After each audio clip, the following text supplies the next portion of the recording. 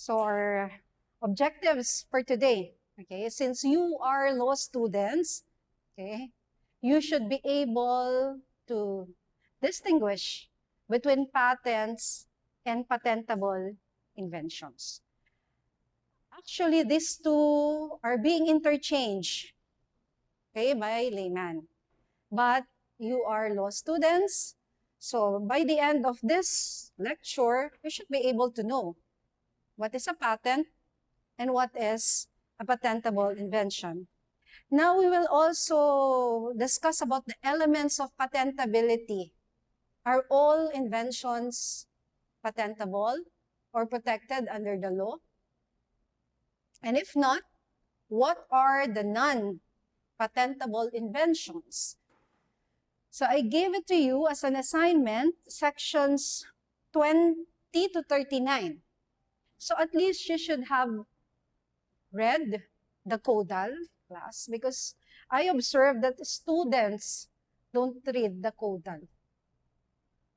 You should change that practice because the Codal, your Codal is the key to everything. Yun yung batas eh. Okay, yun yung batas. So my purpose usually of teaching is I'll teach you para later on, Codal na lang yung binabasa nyo and you'll be able to explain.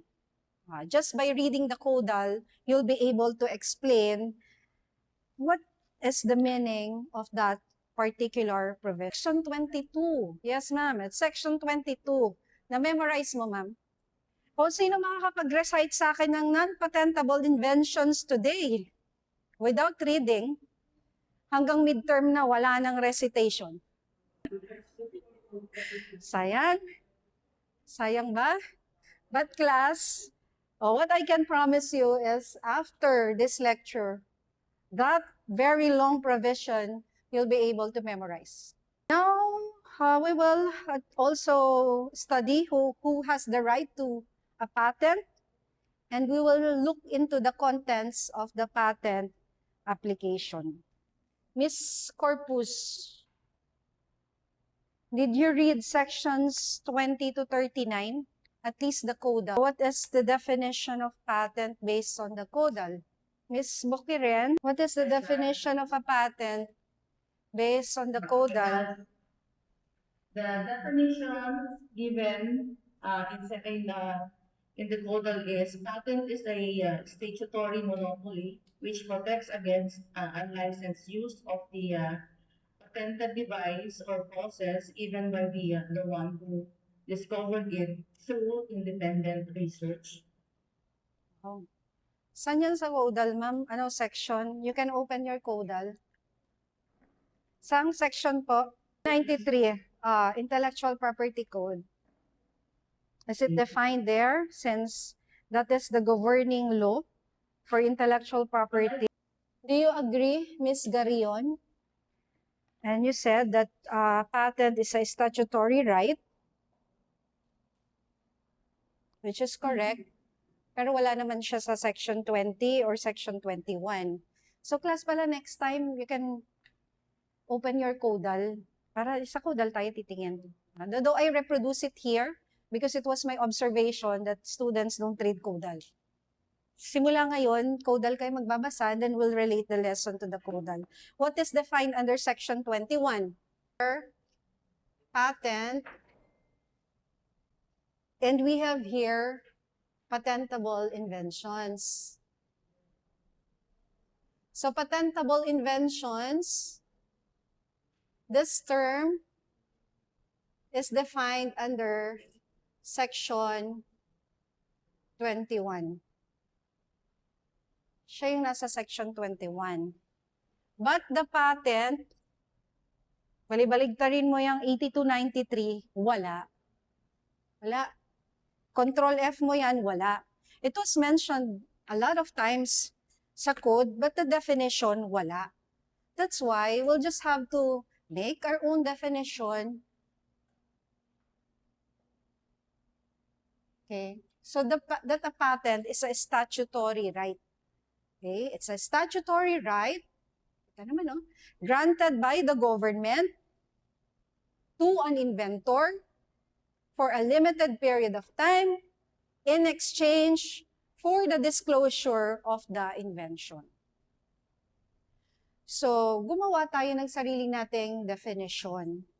But that definition, it also has a basis under the code.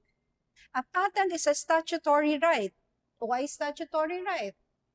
Because 8293, the law was enacted by the Congress. So it's a statutory right. Okay?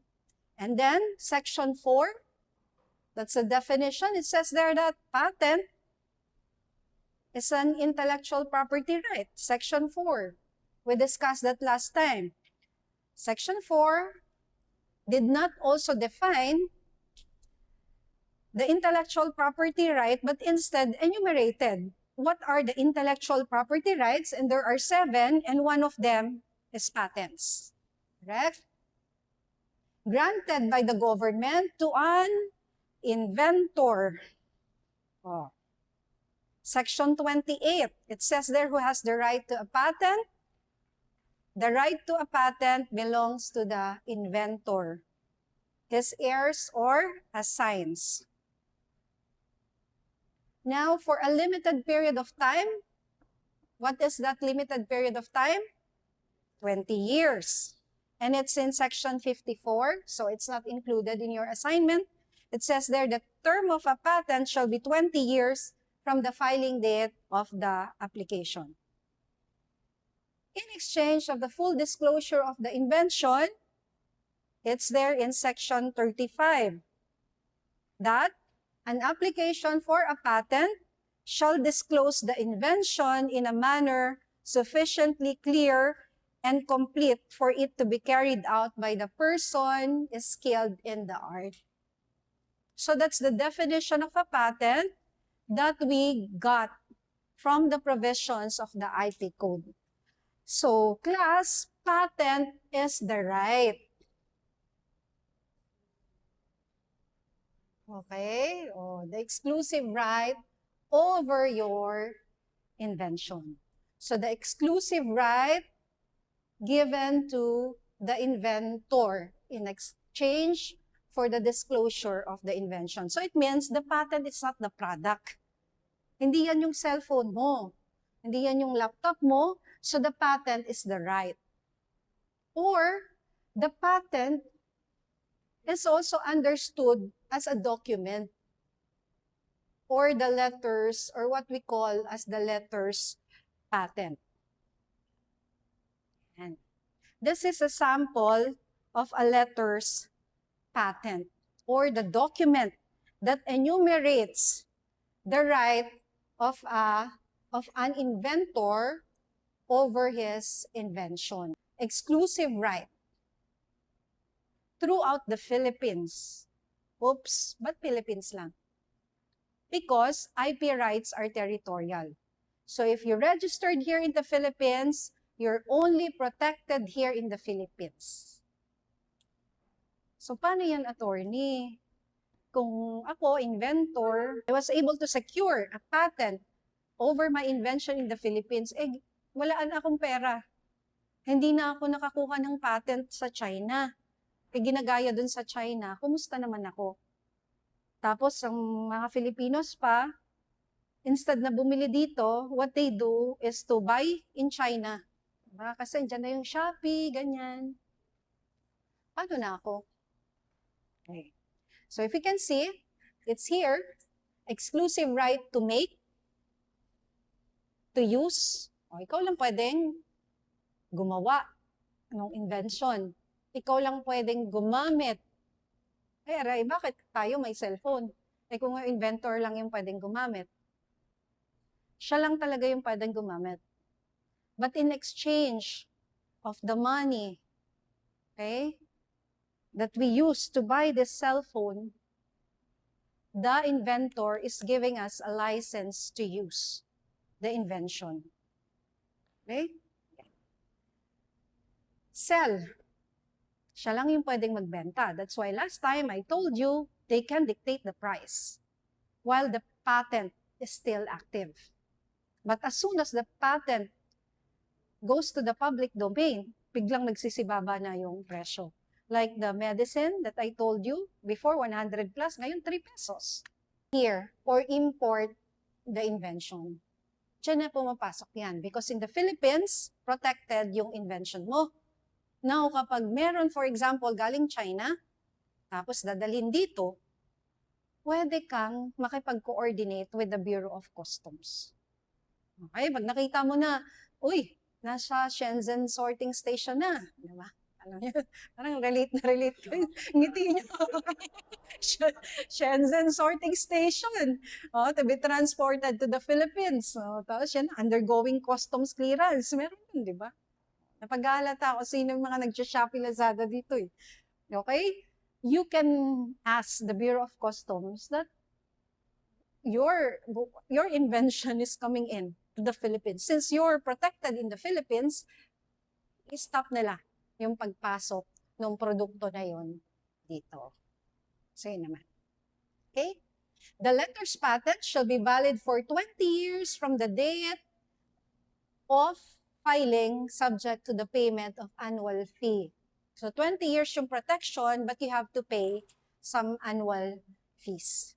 So this is an example of a letter's patent. So it can be the document. You say, I have a patent. It means I have that document. Parang ano yan, title sa bahay. Meron kang titulo. Okay? Or the right. But when we say patentable inventions, these are now the products or the process. So the patent can be a right, or the patent can be the document. Now, Section 21 defines what are patentable inventions. Why do you think, class, nilagyan pa ng patentable inventions? Ba't hindi invention na lang? Ba't hindi sinabi ng batas na inventions are any technical solution of a problem in a field of human activity which is new, involves an inventive step, and is industrially applicable? Why do you think? Ano lang naman, why do you think ang question ko, Mr. Juan? Hinihingi ko lang yung opinion mo. Bakit tingin mo inilagay yan dyan? May patentable invention pa. Why not just simple invention? But my question, Mr. Juan, is why do you think it says there patentable inventions, the title, instead of just merely invention? Pwede naman kasing invention lang sana.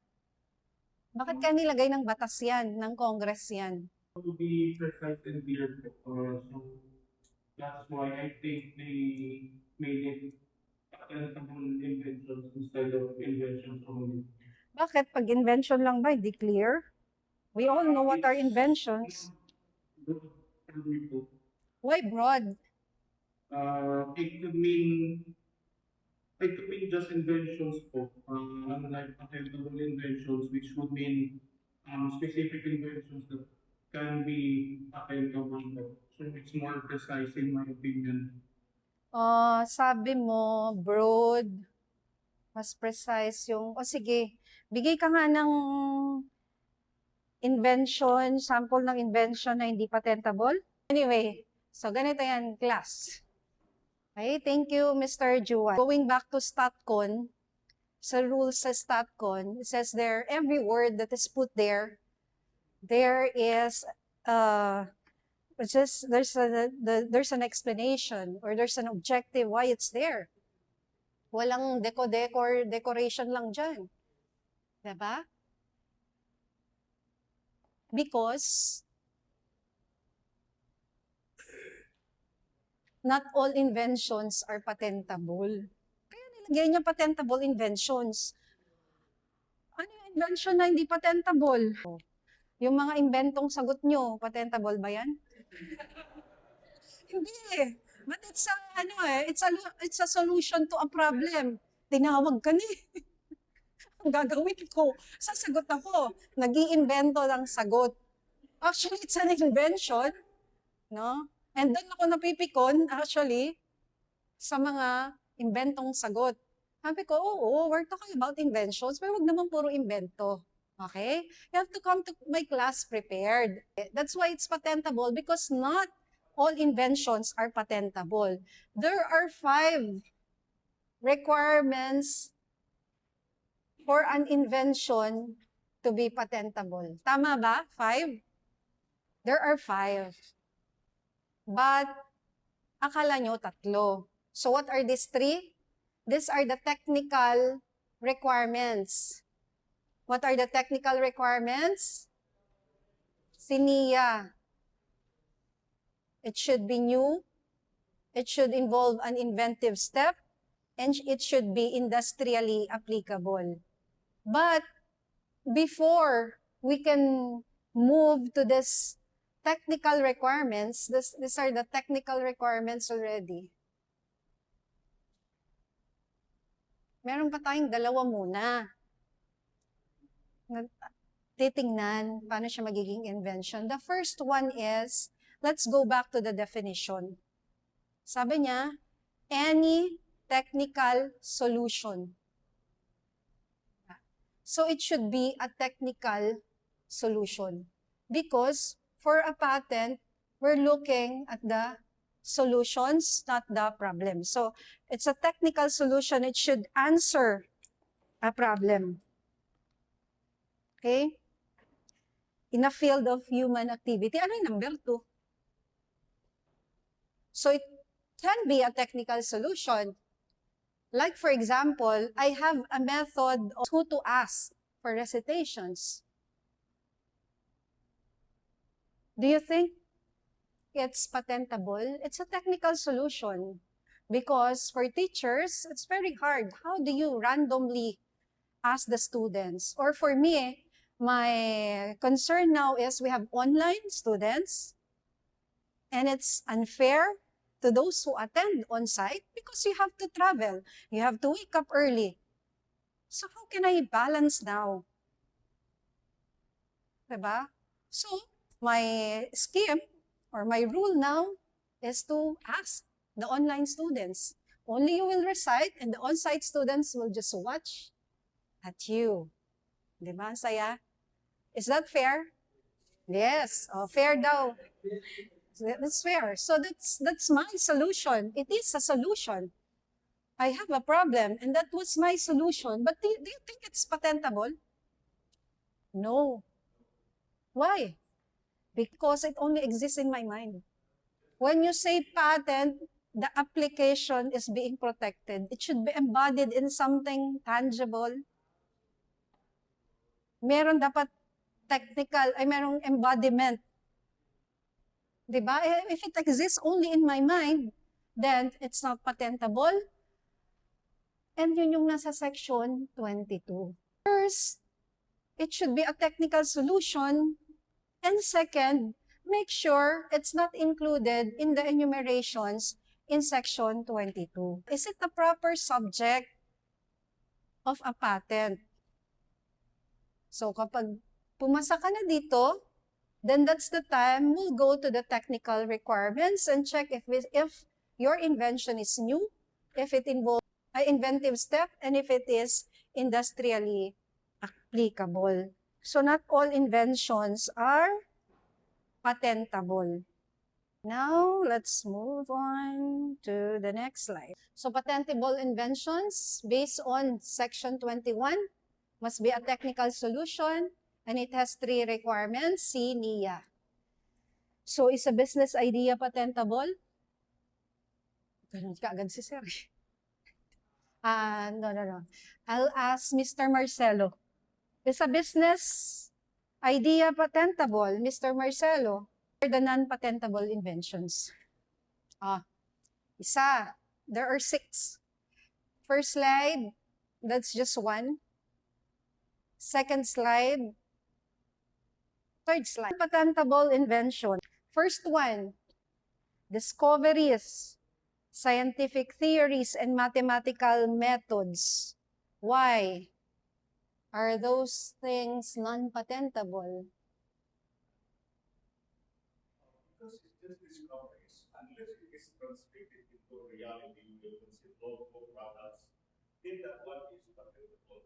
But if it remains that you're created, it is intangible, invisible, it cannot be.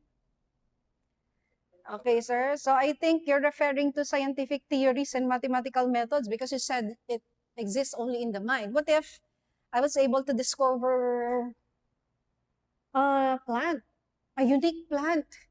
I was the one who discovered that. I went up the mountains and I discovered it.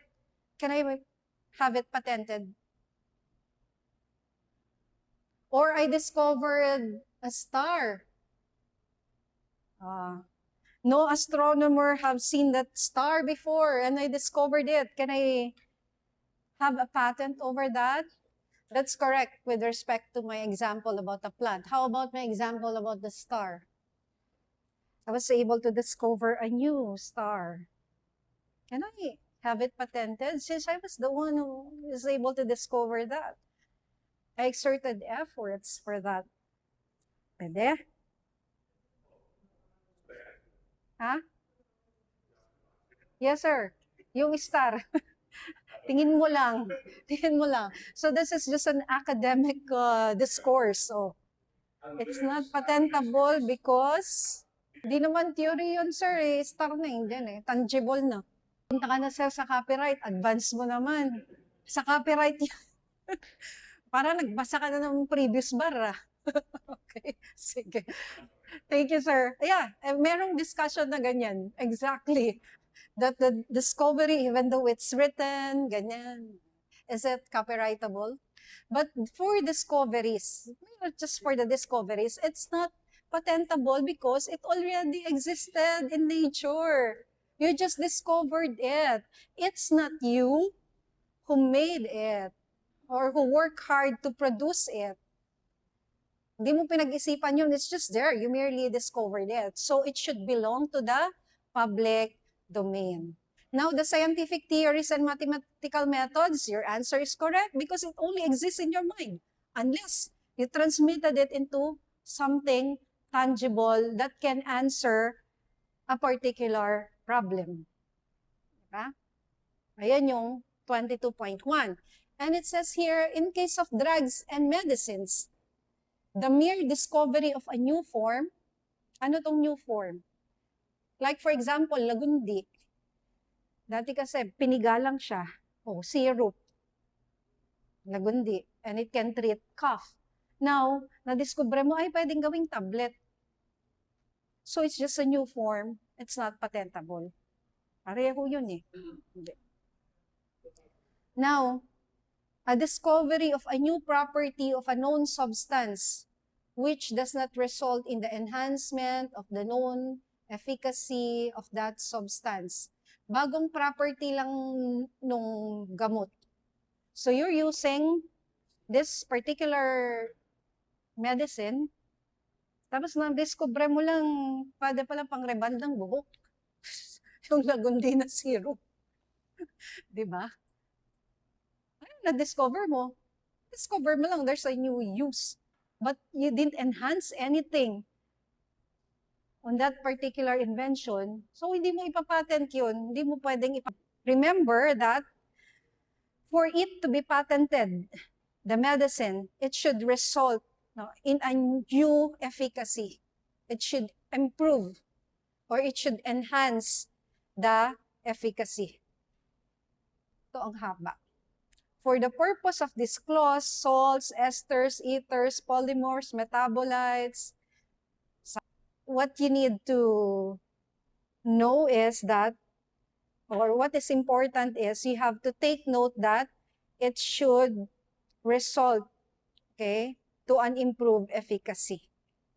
Yan, yung unless niya, unless they differ significantly in properties with regard to efficacy. 22.2. Schemes, rules and methods of performing mental acts, playing games, or doing business and programs for computers. Why not patentable? Because it only exists in the mind. Scheme. I have a scheme to tell if you studied for my subject just by looking at you. Pwede ko ba ipapatent yun? Even if I'm very good at that, nalalaman ko na kung invento yung sagot mo. Diba? Hindi ko pwedeng ipapatent because these are just schemes and my method, and it only exists in my mind. Yan. Methods of playing games. For example, sa chess or sa basketball, the method of playing basketball. O, chess na lang muna tayo, chess, para hindi magulo. Pwede ba ipapatent yun, the method? No. No. Kasi, paano naman makakapaglaro yung mga tao? Kung maglalaro sila, hingi sa'yo ng license. Diba? So, method, hindi pwede. But the product, if there is a new game, like sa mga casino, there's a new machine for that is patentable. But the procedure or the method is not patentable. And then it says there are programs for computers. Bakit naman hindi pwede? Di ba ang high-tech, nagko-coding programs, computer programs, why not patentable? It's because computer programs, the program per se, the code, is protected under the copyright law. But the product, which is a result of these computer programs, are patentable. So, nakapag-produce ka na ng machine na na-incorporate yung program, yung machine, yung patentable. Next, method for treatment of the human or animal body by surgery or therapy, and diagnostic methods practiced on the human or animal body. Mr. David,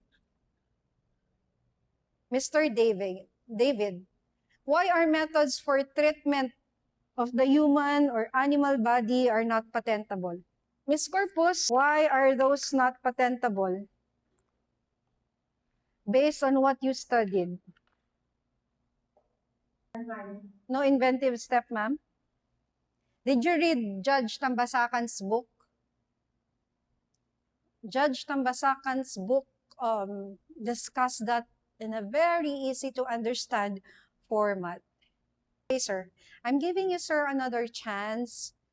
So tell me, or tell your classmates, why are methods for treatment of the human or animal body not patentable? Why we can protect those? Kung na-discover ko talaga na pag nagsa-surgery, instead of a direct cut, mas okay pa zigzag. Na-discover ko talaga, pinag-aralan ko yun, that the healing is better, faster, pag pinazigzag ko yan.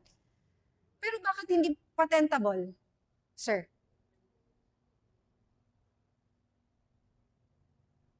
Methods of treatment of the human animal body is not acceptable because it is not a technical solution problem. It is a therapy and diagnostic methods practiced with human and animal body. It's not a technical solution. What if it, the example that I gave you, diba? In surgery, this is hypothetical example.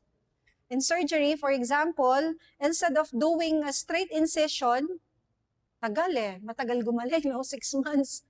Sabihin na natin 6 months sa mga necessarian na lang. Straight incision, pag no? Bikini cut. Pag straight, ang tagal, 6 months bago gumaling. And yet, I discovered, kapag zinigzag mo pa zigzag, yung cut. Pag nag-surgery, mas mabilis, 2 months lang gumagaling na agad. In-observe ko yun. Pinag-aralan ko yun. And nakita ko na yung tissues kasi mas parang mas nagdidikit when it's zigzag. Bakit naman di ko pwedeng ipapatent? Inaral ko nga.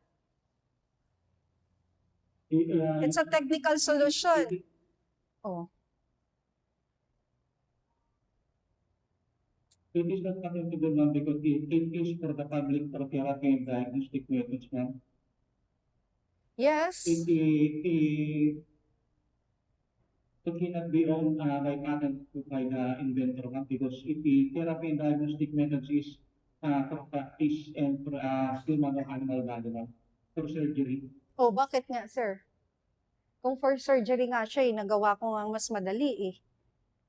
Bakit hindi ako pwedeng magkaroon ng patent? Pinaghirapan ko naman yun.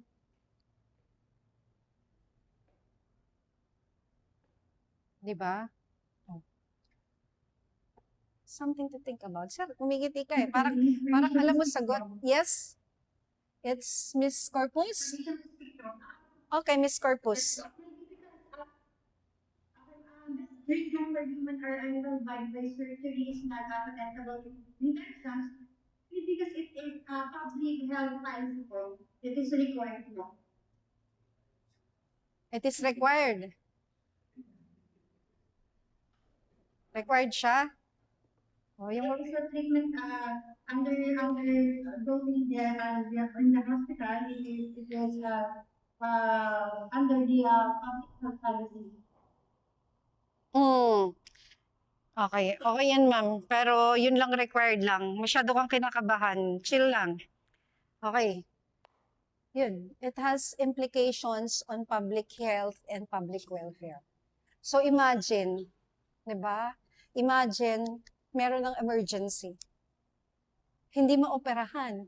Because the method is patented to a particular doctor and you have to ask the permission of that doctor during an emergency. So it has an implication on public health. So it goes again into the concept of the common good.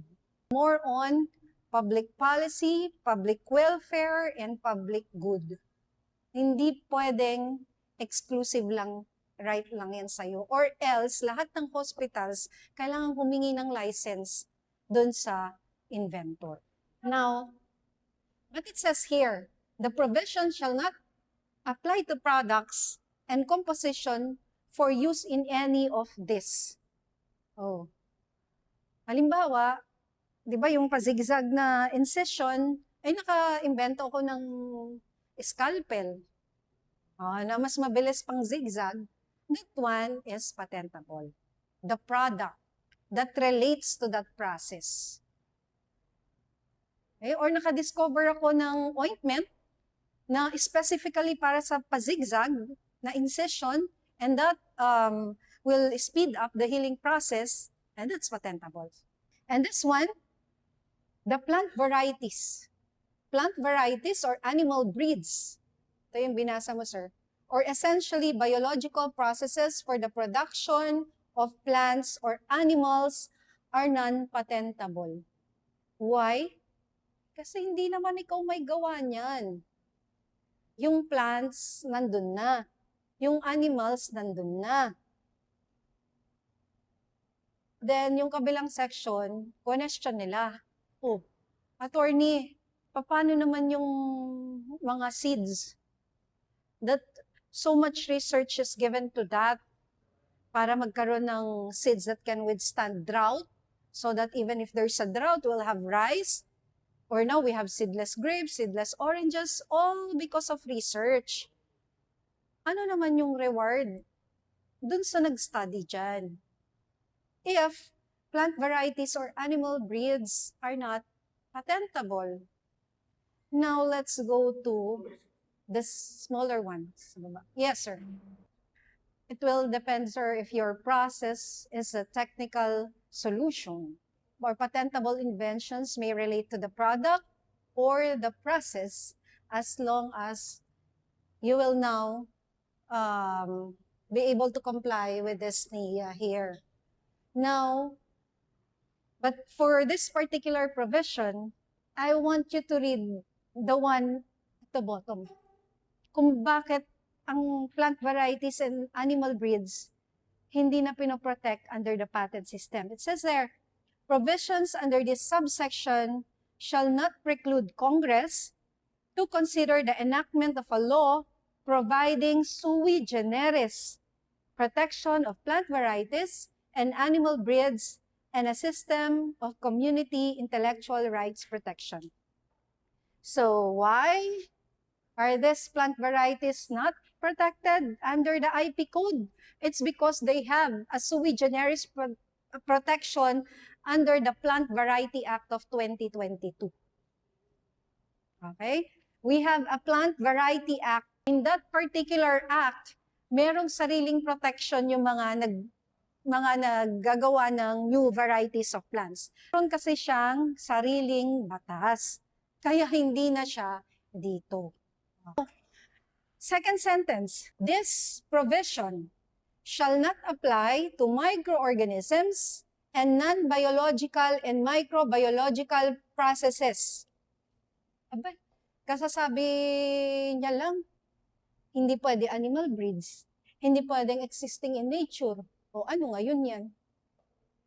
Bakit microorganisms pwede mo ngayon ipapatent? Di ba? Yes, that's it. Because these microorganisms can be genetically modified. So yun yung pwede nating ipapatent. Example, microorganisms that can produce insulin for diabetes patients. Microorganisms that that you can put on oil spills. Tapos kinakain nila yung oil spills. Yan yun. Kaya siya protected. Now, 22.5, aesthetic creations. Anything beautiful. Aesthetic. Why non-patentable? Ano man? Yes? Yes, ma'am. Yes, because it's already protected by another law, the copyright law. So, hindi na siya sa patent. Because patent is more on the utility, anything that has use. Pero kung beauty, sa copyright ka or sa industrial designs. Because there are beautiful creations that have utility. Ibig sabihin may gamit. Like the chairs, the baskets. Hindi yun sa copyright. Dito ka ngayon sa industrial designs. And 22, anything which is contrary to public order or morality. Cloning, for example. Diba? Sabi nila, oy, kuklone na lang natin, even if there is a perceived public good, no, arising from that, hindi pwede. Like, for example, prisoners, iko-clone mo. Oh, what is the purpose? Para yung clone nila, kukunin natin yung internal organs, idodonate dun sa mga tao na nag-aantay for organ donors. Still, we can't do that. Because humans were created by God, our supreme being. We cannot create based on cloning. Especially that, if na-clone mo, tapos papatayin mo. Diba? So there is morality involved. Against public order. Pwede ba natin ipa-patent dito sa Philippines ang weapons of mass destruction?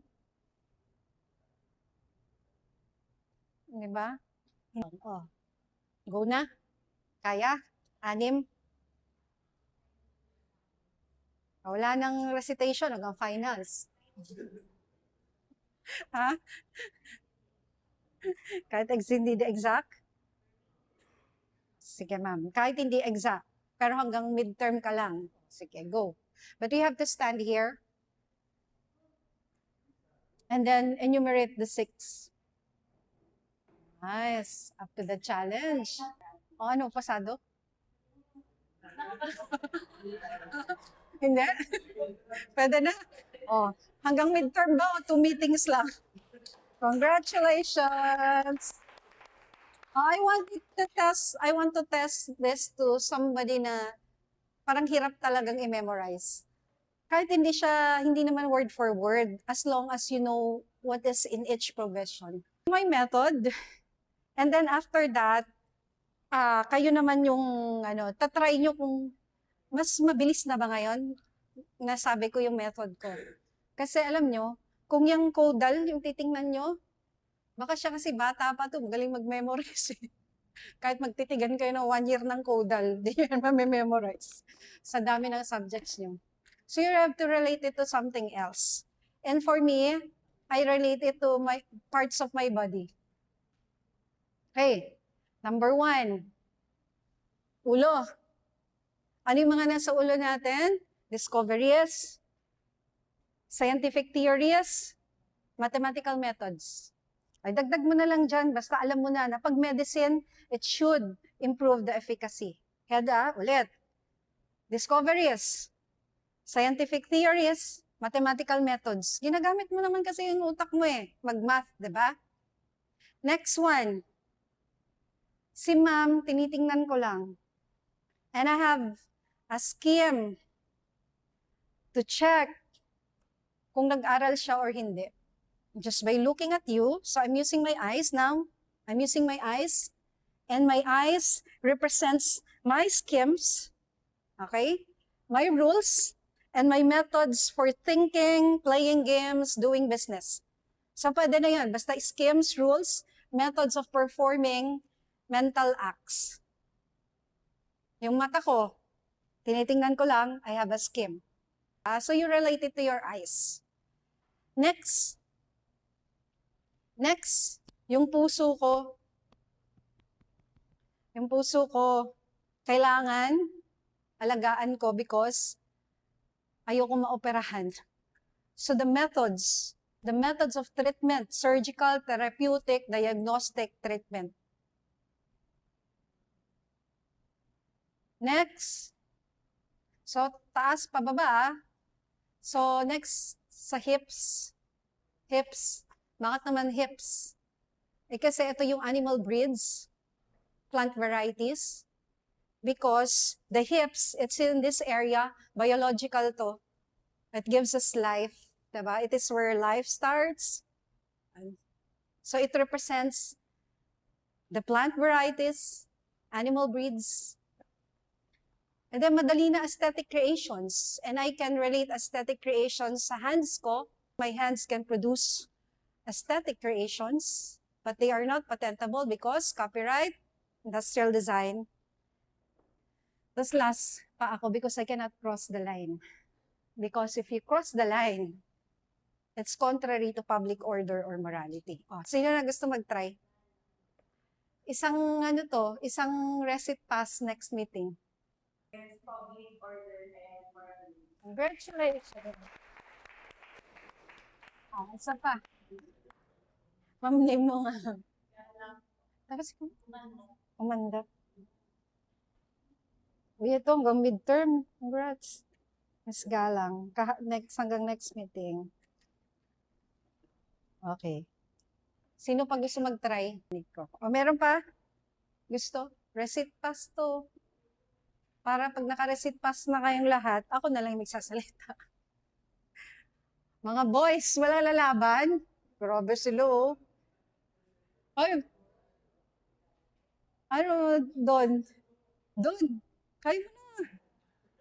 Ano si ma'am, ginaganon ko lang, alam mo na. 2 minutes. Wala talaga. Ayaw yung receipt pass, ha? Sir, you try. Because they are protected under? Dalawa yun eh. Sabi ko sa'yo, kaya nagdadalawa tayo. Aesthetic creations because they are protected under what law? Aesthetic creations are not patentable because they are protected under, kaya tayo nakaganyang dalawa. Copyright and what's the other one? Industrial design. Hindi naman kasama. And the last one?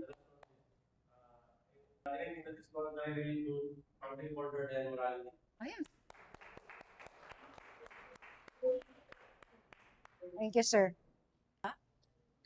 So pagdating nyo sa bar, sabi nyo na lang, ano nga yung puso? Ano nga yung dito? It can help. And maalala nyo na ginawa ko kayong parang elementary. But it helps. You know, we have to make learning fun also. Kasi kung makikipagtitigan talaga kayo dyan sa caudal nyo, sabihin ko sa inyo, good luck. Sa dami ng binabasa nyo. Yung ganito, when you study, kailangan din talaga yun, gumawa ka ng kwento sa utak mo eh. You have to relate it to something. Because if you just memorize the words there, wala yan. Hindi mo yan matatandaan. Promise. Okay? Now, let's go to the 3 technical requirements. But before that, I want to ask you, who can be an inventor? Lahat ba pwedeng maging inventor, Mr. Marcelo? Yes, attorney. Yes. Why? Yes, Okay. And can you give me, Mr. Marcelo, 3 inventions that you know? Aircraft, syringe, and stethoscope. Madali ba inventohin yung mga yun? No? Hirap, no? Sometimes, there's this misconception that if you're not a scientist, you're not a physicist, you cannot become an inventor. When in fact, all of us can become inventors. Because all you need to do is to answer or to provide solution to a particular problem. Ayan. Ito, on-site talaga yung kailangan ko dito na student. Sir Lagoras. Since we already discussed what are non-patentable and what are patentable, and we also discussed that an invention, no matter how simple, as long as it's a technical solution to a problem, can be patented. May debate kami dito sa kabilang class kanina. I'll check if mangyayari sa inyo. Sino dito ang inventions? Like, paghiwalayin mo lang yung pwedeng mapatent at saka pwedeng at hindi pwede. Patentable and non-patentable.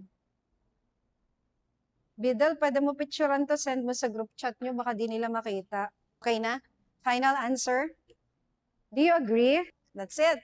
Isa pa. Sir. Sige, ikaw sir. Patentable, non-patentable, may ililipat ka? Okay. Okay with you. Yung de Cebu, pinagdebatehan kung patentable siya. For now, nandito siya sa patentable. Pero kanina, yung isang classmate niyo nandito siya. Ano ba talaga? Okay? So there is a misconception that inventions must be elaborate. Inventions are complicated. It should involve cell phones, airplanes, computers. But in fact, even as simple as this, ano tawag dito? Post-it. Ha? Sticky notes. Oy. Ano yan? Trademark misuse. Trademark misuse kayo, post-it. Post-it is a trademark.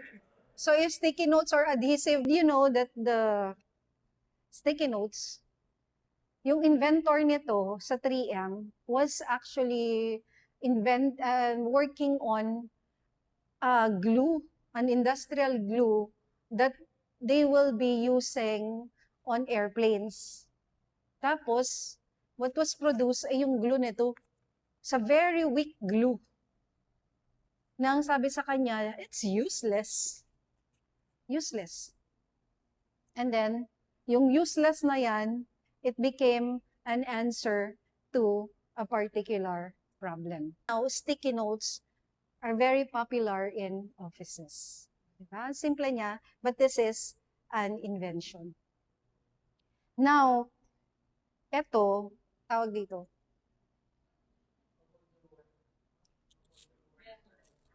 Oh, Velcro. Trademark misuse ulit yan. Velcro is a trademark. Velcro is a trademark. Pero ang hirap ng pangalan nito eh. Loop and hook fastener. Kasi meron siyang loop at saka meron siyang hook. So, paano naman to na-discover? Yung inventor nito, meron kasi siyang dog. As winawalk niya yung dog niya lagi, then maraming kumakapit. Ano nga yung kumakapit na halaman? Kasi sa amin nung tawag dun purikit eh. But that's, I think it's an Ilocano term.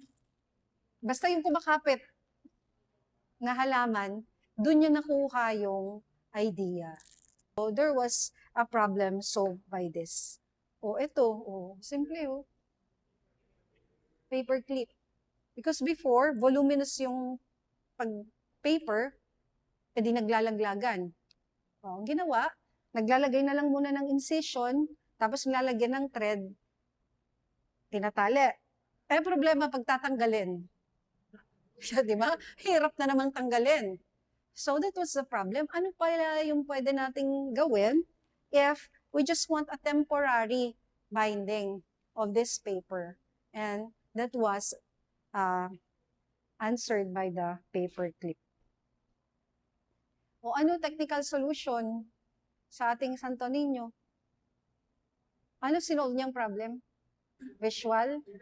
Bakit may problema ka ba? Pag wala ka nakikitang visual, di ka naniniwala sa Diyos?